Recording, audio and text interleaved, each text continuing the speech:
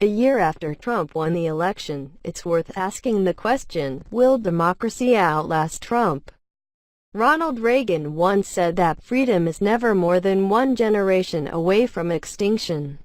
He was right, and we, in the Trump era, are the generation that Reagan was unwittingly speaking about. Trump is precisely the kind of demagogue that the founders of America's Democratic Republic worried about. They designed a system that anticipated someone like Trump, but his authoritarian instincts and impulses still pose a serious threat to the integrity of our democratic system of government. The danger, unfortunately, is real. Trump may not be a despot, but he is behaving like a despot's apprentice, borrowing tactics from dictators and authoritarian strongmen across the globe. I've seen their tactics firsthand in my research, from sub-Saharan Africa to Southeast Asia to the Middle East to beyond the former Iron Curtain of post-Soviet Europe. I never thought I would see the same behavior from a United States president. Now we all see it. Trump scapegoats the press almost daily, echoing the language of Mao and Stalin in calling journalists the enemy of the people, while also threatening to revoke press licenses despite First Amendment protections. Mimicking Putin in Russia or Erdogan in Turkey, Trump has politicized the rule of law, pardoning political allies while calling on the Department of Justice to lock up his political rival for things that aren't crimes. Like autocrats throughout history, he tries to divide and rule, directing popular anger at unpopular minorities. And, like virtually every authoritarian leader, he attempts to tap into a rally around the flag effect, portraying legitimate dissent against the government, like kneeling for the national anthem, as hatred of America. In response, he has advocated for forced displays of patriotism, a hallmark of authoritarian leaders who seek to develop a cult of personality. Trump's administration has also broken ethics guidelines routinely, wrapping himself up in absurdly compromising conflicts of interest. Drawing lessons from banana republics, he has surrounded himself with generals and unqualified family members, even putting his son's wedding planner in charge of federal housing in New York and New Jersey. What's more, he placed a climate change denier in charge of NASA. Even the integrity of our elections is under attack.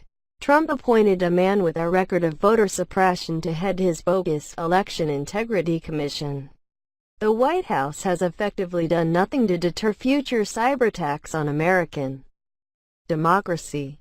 And for a system of government that relies on informed consent of the governed based on a shared set of facts, Trump lies routinely, more than any president in modern history. Thankfully, for now, the saving grace of American democracy seems to be Trump's bumbling incompetence.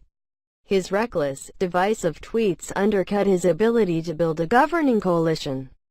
His narcissistic impulsiveness takes a wrecking ball to his agenda.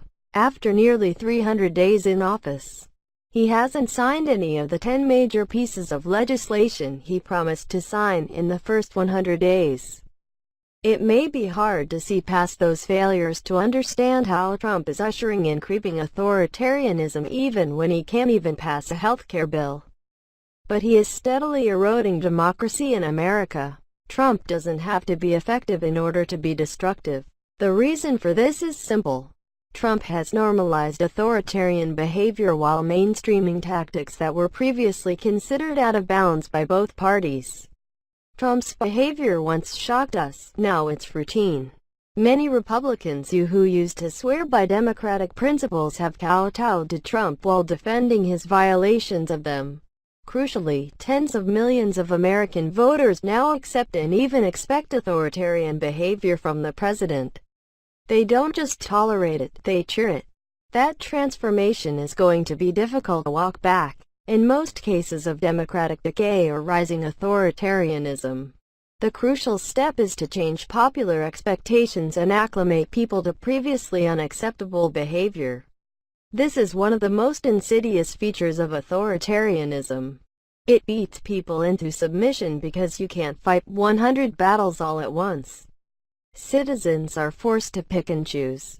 Authoritarian leaders are aware of this fact, and they exploit it to their own cynical ends. As normalization proceeds, the threat to American democracy grows. For political leaders and citizens alike, the change occurs so incrementally that it's harder to stand up to it, particularly while Trump's showmanship dazzles and distracts. Authoritarian abuses that would dominate weeks of news cycles in normal times seem like blips instead.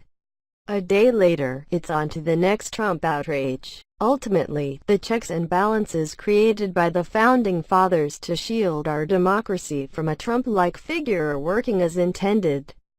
The formal institutions of American democracy still stand strong, unbowed in the face of a bumbling demagogue. But the more realistic threat is a gradual but no less insidious one. That democracy in the United States will slowly but surely get hollowed out in informal ways.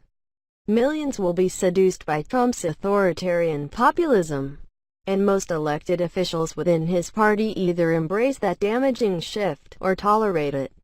Reagan warned us of this moment. We would be wise to heed his warning, put policy differences aside, and band together across party lines to defend democracy. Brian Klaus is a fellow at the London School of Economics and author of the new book The Despot's Apprentice: Donald Trump's Attack on Democracy.